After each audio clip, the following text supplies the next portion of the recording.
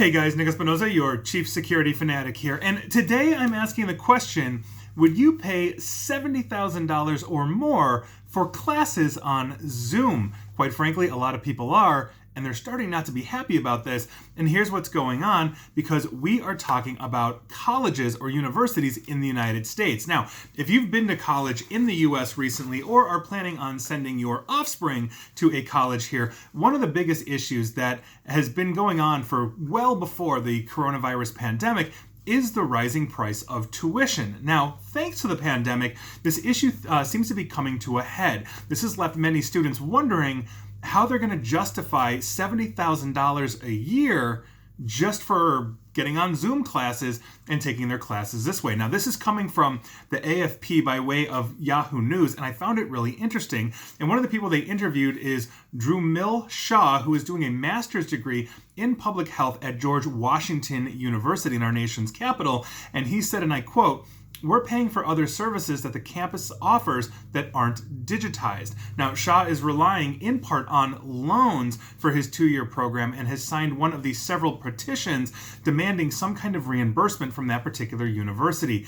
And to quote him again, "I think the quality of service has decreased." Now, he goes on to complain that the shift to distance learning due to stay-at-home orders in effect in Washington to curb the spread of the virus has resulted in a loss of structure and supervision. Now, to quote him again, "It sets up the person going through that experience for failure." Now, he admits he's become drastically unproductive without the accountability of in-person classes. Another person they interviewed is Molly Riddick from New York University, who also signed petitions demanding that her institution make some kind of gesture to compensate its students. And to quote Molly, "No matter how much NYU insists to the contrary, it's simply not possible to provide a full performing arts education via Zoom." She mentioned this in her petition on change.org. At least 50 colleges here in the United States right now are being sued by their students for similar grounds. And I can kind of see their point here.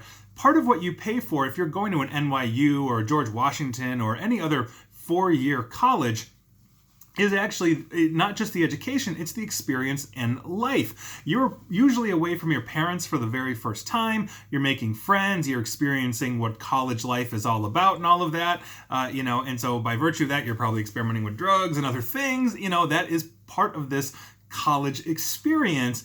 And now they don't have that.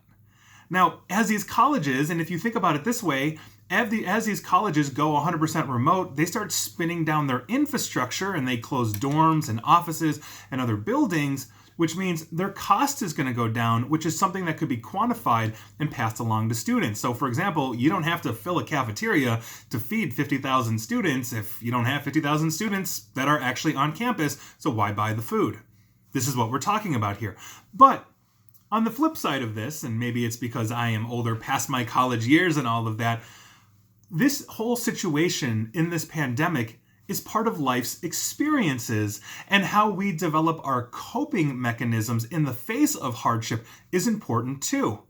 There's a lot of things that aren't going on right now. High school seniors that are supposed to be having all these celebrations for graduating high school. College graduates that are supposed to be graduating. This has drastically shifted. And in the grand scheme of things, you're alive and you're healthy and you're happy, and it sucks. And it's a bit of a hardship. We're not going to war here. But part of this is how we understand and how we face adversity and how we figure out coping. Now, obviously, the debate for college tuition expenses has been here well before the coronavirus, but the situation is underscoring the problem.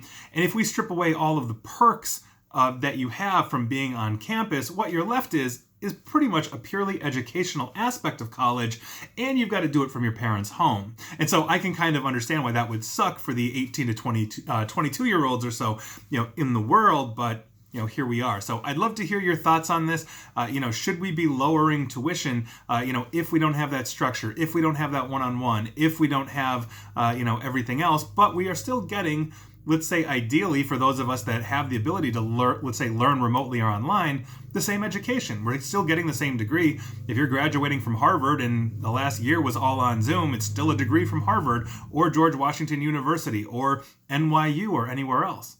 And so where's that balance? I'd be curious to know your thoughts.